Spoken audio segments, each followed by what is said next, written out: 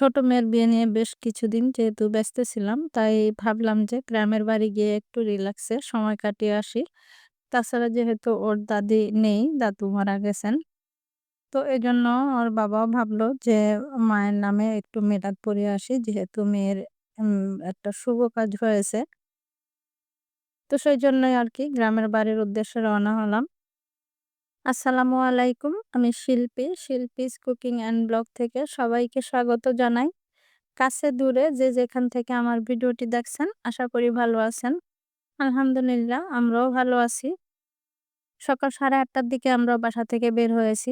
আর যারা আমার পুরনো ভিউয়ার্স তারা তো জানেন আমার গ্রামের বাড়ি চাঁদপুর।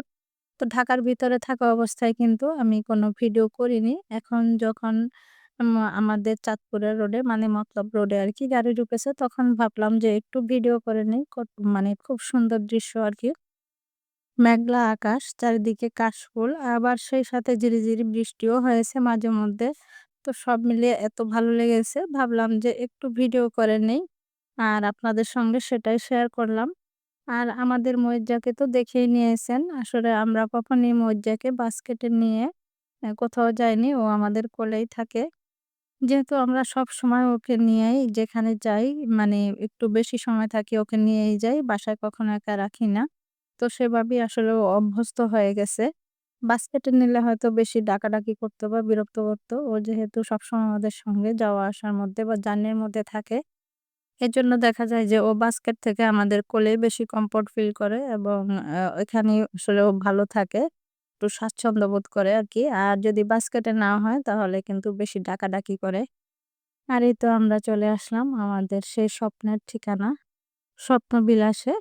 আর এই যে দেখেন মহিজ্জা সে কিন্তু অলরেডি চিনে গেছে। কারণ তাকে নিয়ে এর আগেও আসা হয়েছিল কয়েকবার। কারণ সে জন্ম থেকে আমাদের সাথে তো তার বয়স ২ বছর। আর এই ২ বছরে আমরা যতবার আমাদের এই গ্রামের বাড়ি এসেছি তাকে সাথে করে নিয়ে এসেছি। আর এই যে বাড়িতে ঢুকে আমার ১ম যে মিশন শুরু হয় সেটা হচ্ছে বিছানাগুলো গুছানো। যেহেতু কয়েক মাস পর, পর আসি অনেক দিনের একটা গ্যাপ থাকে। তো সেক্ষেত্রে দেখা যায় যে বিছানায় অনেক ধুলোবালি পড়ে থাকে। সব জায়গায় আসলে এতটা ধূলিবালি পড়ে থাকে। ঢাকা থেকে যদিও উদ্দেশ্য নিয়ে আসি যে গ্রামে একদম রিল্যাক্স মোডে কাটাবো। আ তখন দেখা যায় কি তার উল্টোটা হয়ে যায়। গ্রামে এসে আরো বেশি ব্যস্ত হয়ে পড়ি। যেহেতু সবসময় বাড়ি থাকি না। তো সবকিছুর মধ্যেই একদম ধূলিবালির স্তর পড়ে যায়। তো তখন শুরু হয় যে পরিষ্কার পরিচ্ছন্নতার অভিযান। আর আমি যে ছুটি হাতে নিয়ে যাই, এই পরিষ্কার পরিচ্ছন্নতার অভিযান শেষ হতে না হতেই আমার আবার ঢাকায় আসার সময় হয়ে যায়। তো এজন্য যেটা করি আগে বাসায় ঢুকে আরকি বাড়ির মধ্যে ঢুকে আগে বেড কভার গুলো চেঞ্জ করি। পুরানো যে বেড কভার গুলো বিছানো থাকে এগুলো উঠিয়ে আমি নতুন বেড কভার বিছিয়ে তারপর হচ্ছে ঘরটা ঝাড়ু দিয়ে নেই। আর এই তো এখানে আপনাদের সঙ্গে একটু শেয়ার করলাম। ক্যামেরায় কতটা বোঝা গেছে জানি না। তবে এখানে টিকটিকির অনেক ময়লা ছিল। তো এগুলো আসলে পরিষ্কার করতে হবে। ১ম যে বেডরুমটা গুছিয়ে নিয়েছি সেটা ছিল মাস্টার বেডরুম। মানে আমার আর আপনাদের ভাইয়ার বেডরুম। আর এটা হচ্ছে আমার বড় মেয়ের বেডরুম। তো আমি আগে যে বেড কভারটা ছিল সেটা উঠিয়ে নতুন একটা বেড কভার বিছিয়ে দিয়েছি। ম্যাট্রিক্স দিয়ে ফ্লোরিং করাটা ও নিজেই পছন্দ করে বেছে নিয়েছে। আসলে বাড়ি করার শুরুতে ওর বাবার কাছে ওর আবদার ছিল যে ওকে যাতে খাট না দিয়ে ম্যাট্রিক্স দেওয়া হয়। তবে এখন সে বুঝতে পেরেছে আসলে খাটের মজাই আলাদা।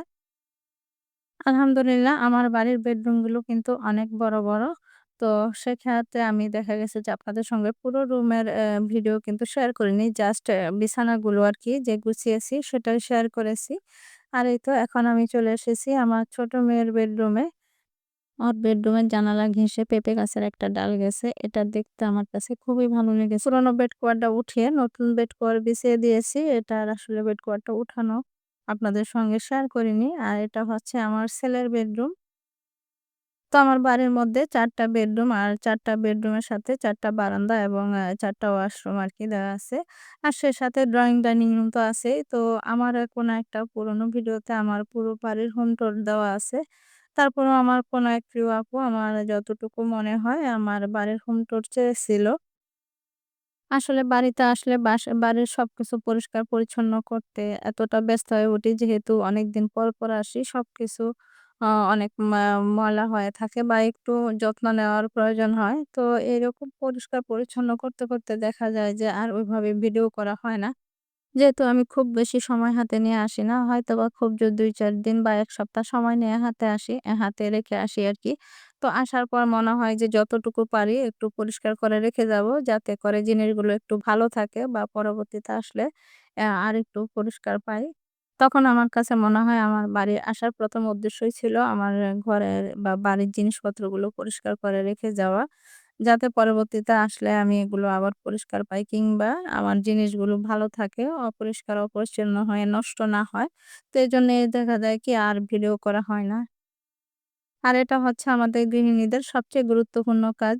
আপনি যেখানেই যান আর যেভাবেই থাকেন না কেন এটা আপনাকে করতেই হবে। যত আরামেই থাকার চেষ্টা করেন বা যতই রিল্যাক্সে থাকার চেষ্টা করেন, আপনাকে রান্না করতেই হবে, কিচেনে আপনাকে ঢুকতেই হবে। যাই হোক এখানে আমি রান্না করে নিচ্ছি। আসলে আমি হাতে ক্যামেরা নিয়েই একটু ভিডিও করলাম আরকি। গরুর মাংস রান্না করেছি, ডাল রান্না করেছি আর এখানে মাছ ভেজে নিচ্ছি। আর হচ্ছে আমার বড় মেয়ের জন্য আলু ভর্তা করব। কারণ সে হচ্ছে এই মাছ বা গরুর মাংস খেতে পারবে না। তাই তার জন্য আলাদা করে আলু ভর্তা করে করব আরকি। আর এখানে এই যে আপনাদের ভাইয়ার জন্য বেগুন দিয়ে শুটকি ভুনা করে নিয়ে এসেছি। আর এই তো আমার রোজাইন সাহেবের জন্য মানে আমার নাতির জন্য খিচুড়ি রান্না করেছি। আমি এখানে রান্না করছি আর আমাদেরই এক আত্মীয় মানে আমাদের পুরান বাড়ি থেকে আমাদের রিলেটিভ হয় তো ওকে নিয়ে এসেছি ঘরটা মুছে দেওয়ার জন্য। যেহেতু বাড়িটা অনেক বড় আসলে ঘর মুছে আমি সেভাবে অভ্যস্ত না। তো সেক্ষেত্রে দেখা যায় যে আসলে ঘর মুছতে গেলে আমার অবস্থা খুবই খারাপ হয়ে যায়।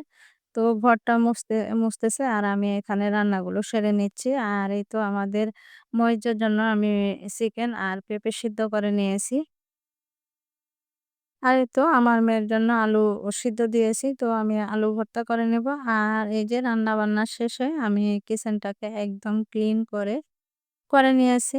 আসলে আমরা গৃহিণীরা যেখানেই যাই আমাদের গৃহিণীদের যে কাজগুলো এগুলো করতেই হয়। তারপরেও মনে হয় এখানে আসলে আমার অন্যরকম একটা শান্তি ফিল হয়। যেহেতু এটা আমার নিজের বাড়ি, নিজের হাতের উপর দিয়ে করা বা নিজের একটা স্বপ্ন ছিল যে গ্রামে আমি এরকম একটা বাড়ি করব। আর এজন্য আমার ছেলেমেয়েরাও বাড়িটার নাম দিয়েছে স্বপ্নবিলাস। কিচেন থেকে এই গাছগুলো দেখতে আমার কাছে তো সত্যিই খুব ভালো লাগে। আর এই তো সন্ধ্যার পরে আমার ছোট বোন আরকি আমার ছেলেমেয়েদের জন্য নাস্তা নিয়ে এসেছে। তো ও বলেছিল ওদেরকে ওর বাসায় যাওয়ার জন্য। তো ওরা বলেছিল, "না খালামণি তুমি আসো।" তো এজন্য ও আরকি নাস্তা নিয়ে এসেছে। তো আজকের মতো ভিডিওটা এখানেই শেষ করছি। আল্লাহ হাফেজ। আসসালামু আলাইকুম।